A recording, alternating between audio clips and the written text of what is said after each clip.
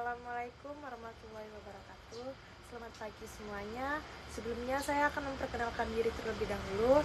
Perkenalkan, nama saya Raini Widianisi dengan NIM 2322120. Baiklah, di sini saya akan menjelaskan materi mengenai tindak pergaulan bebas dan perilaku zina. Sebelum masuk ke materi, saya akan bertanya kepada teman-teman, apakah teman-teman tahu apa itu pergaulan bebas dan perilaku zina? Baiklah, jika teman-teman tidak tahu, di sini saya akan menjelaskan apa itu pergaulan bebas dan perilaku zina. Dan yang pertama, saya akan fokus terlebih dahulu terhadap penjelasan pergaulan bebas. Nah, berbicara tentang pergaulan bebas, kita harus pahami dulu apa sih makna dari pergaulan bebas tersebut. Nah, pergaulan bebas itu memiliki dua kata, yaitu pergaulan dan bebas. Sedangkan pergaulan itu sendiri memiliki arti interaksi antara individu dan individu lainnya atau individu dengan kelompok. Sedangkan bebas itu memiliki arti tersendiri, yaitu terlepas dari kewajiban atau terlepas dari aturan-aturan norma agama dan norma keasusilaan. Dan dapat disimpulkan bahwa pergaulan bebas merupakan salah satu bentuk perilaku yang menyimpang yang melewati batas dari kewajiban, tuntutan, aturan, syarat, dan perasaan malu. Menurut pengertian agama Islam itu sendiri, bahwasannya pergaulan bebas adalah proses dan aktivitas pergaulan dengan orang lain yang terlepas dari ikatan atau melanggar norma agama. Nah, itu beberapa pengertian daripada pergaulan bebas. Selanjutnya, kita akan berbicara mengenai dalil atau surah yang berkaitan dengan larangan pergaulan bebas. Nah, selanjutnya kita akan berbicara mengenai dalil ataupun surah yang berkaitan dengan larangan pergaulan bebas. Nah, ini dijelaskan di dalam surah An-Nur ayat 30 dan 31. Di sini saya akan menjelaskan isi kandungan dari surah tersebut. Bahwasannya yang pertama adalah senantiasa bagi kaum laki-laki untuk menjaga pandangannya dari yang bukan muhrimnya. Kemudian yang kedua adalah menjaga kemaluannya untuk tidak melakukan dari yang namanya perilaku zina. Dan yang ketiga adalah segala tindak tanduk yang dilakukan oleh manusia dapat diketahui oleh Allah Subhanahu wa Ta'ala. Mau sekecil apapun hal yang dilakukan oleh manusia, kesalahan itu dapat diketahui. Pada ayat berikutnya, di ayat 31, ini pesan untuk wanita, bahwasannya wanita juga senantiasa menjaga pandangan dari yang bukan muhrimnya. Kemudian wanita juga menjaga kemaluan, menjaga aurat supaya tidak menimbulkan syahwat, dan senantiasa balik lagi semua itu agar terhindar dari yang namanya pergaulan bebas.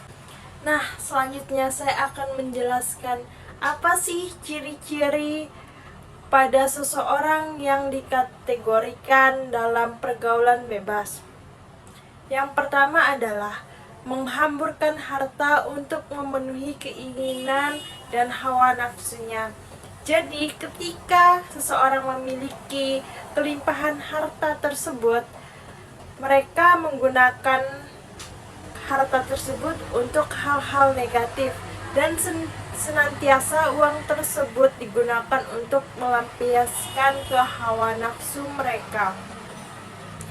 Dan ciri-ciri yang kedua adalah dengan tanpa perhitungan antara benar dan salahnya menurut ajaran agama.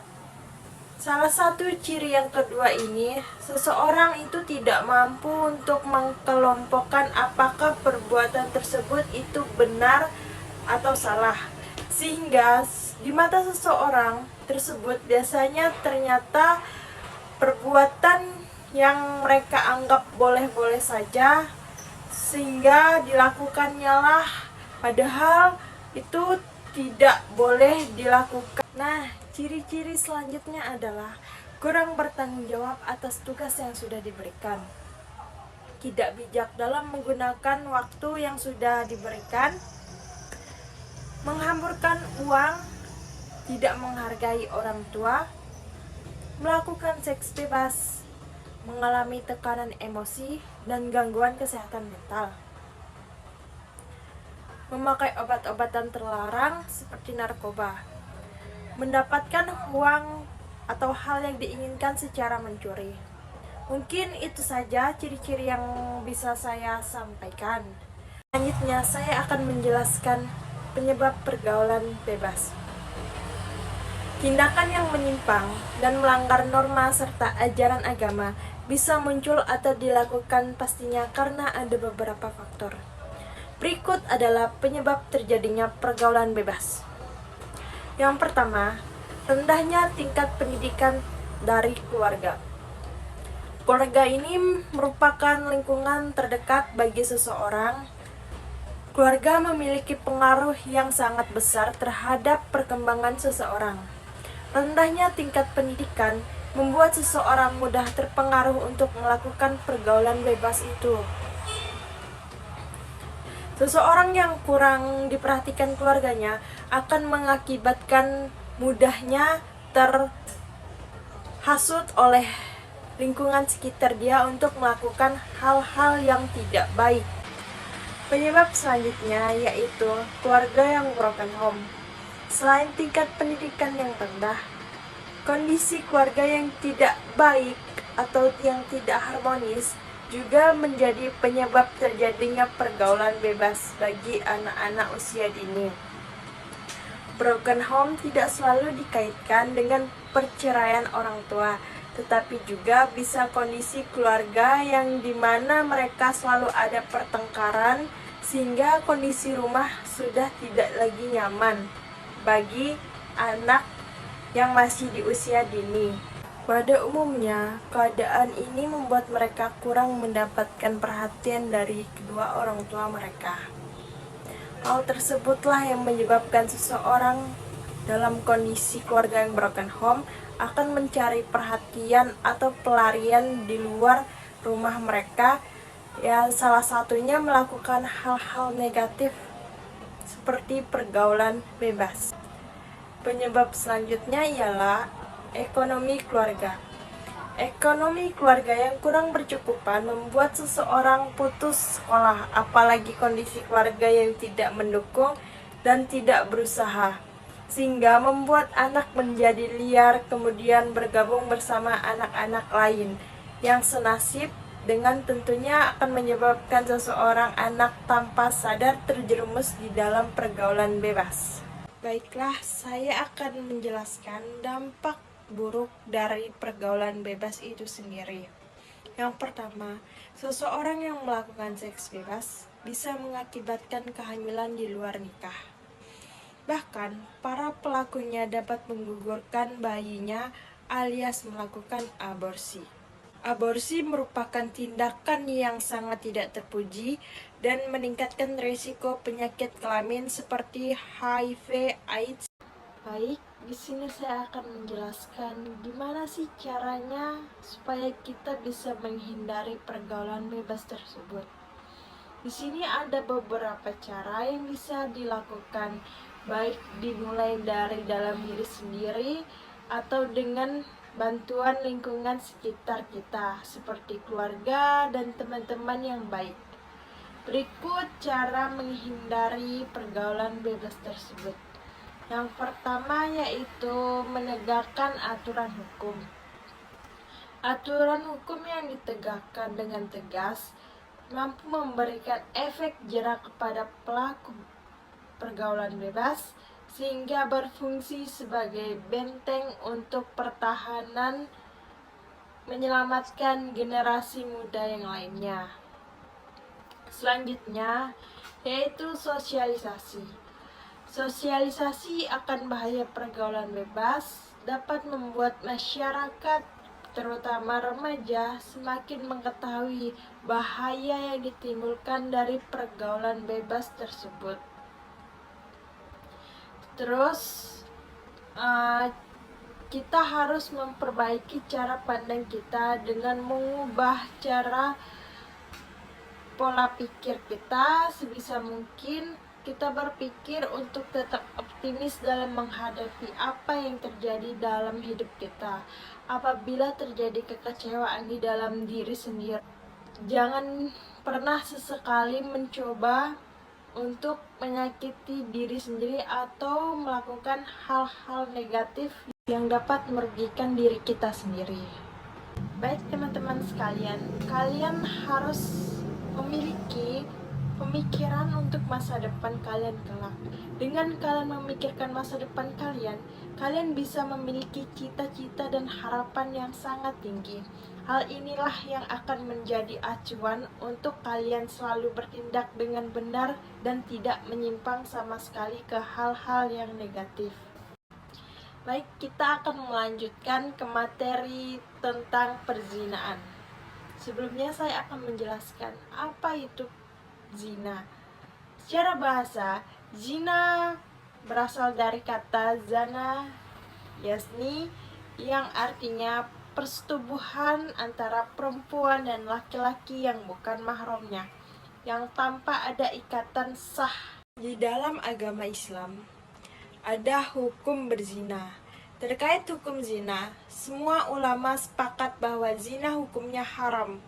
Bahkan zina dianggap sebagai puncak keharaman. Hal tersebut didasarkan pada firman Allah Subhanahu wa taala dalam Quran surah Al-Isra ayat 17-32. Menurut pandangan hukum Islam, perbuatan zina merupakan dosa besar yang dikategorikan sebagai perbuatan yang keji, hina, dan buruk. Baiklah teman-teman, apakah teman-teman tahu di dalam zina ini terdapat beberapa bagian? Jika teman-teman tahu, coba teman-teman jelaskan kepada saya. Saya ingin dengar. Jika teman-teman tidak tahu, baiklah saya akan menjelaskan. Pembagian zina itu ada dua. Yang pertama, zina muhsan.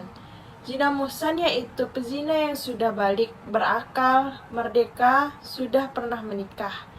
Hukuman terhadap zina muhsan adalah dirajam atau dilempari dengan batu sederhana sampai meninggal. Dan yang kedua, yaitu zina gairu muhsan. Zina gairu muhsan yaitu pezina yang masih lajang, belum pernah menikah, dan hukumannya adalah didera 100 kali dan diasingkan selama 1 tahun.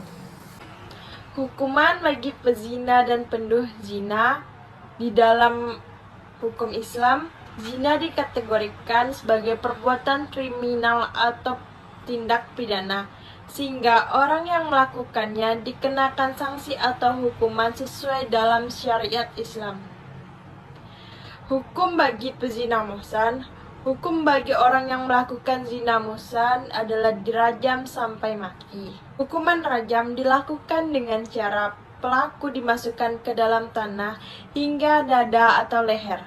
Tempat untuk melakukan hukuman rajam adalah di tempat yang banyak dilalui manusia atau tempat keramaian. Hal ini berdasarkan hadis yang diriwayatkan oleh Bukhari, Muslim, Abu Dawud, Tirmizi, dan An-Nasai. Sebelumnya saya ingin bertanya kepada teman-teman, apakah teman-teman tahu apa dampak negatif ketika melakukan hal zina tersebut? Jika kalian tahu, coba jelaskan apa sih dampak-dampak itu? Baik, sini saya akan menjelaskan dampak negatif dari perlakuan zina tersebut. Yang pertama, mendapatkan laknat dari Allah Subhanahu wa taala dan Rasul-Nya. Yang kedua, dijauhi dan dikucilkan oleh masyarakat. Dan yang ketiga, nasab menjadi tidak jelas. Baiklah, tugas sudah saya berikan pada kalian. Tolong dikerjakan dengan baik-baik ya. Setelah selesai, kalian langsung kumpulkan di ruangan saya. Sekian pelajaran untuk hari ini. Wassalamualaikum warahmatullahi wabarakatuh. Maaf jika banyak kesalahan kata.